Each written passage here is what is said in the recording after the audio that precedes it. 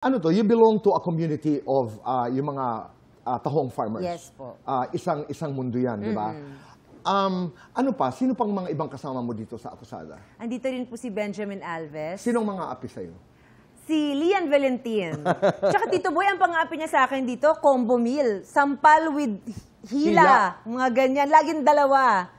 So walang isa lang? Oo, walang Tito sampal Boy. lang? Laging may Kailangan hila? may movement pa. Ganyan. Magkaibigan kayo ni Lian? Yes. Well, first time po namin naka-work ang isa't isa. Magkatrabaho. How was it?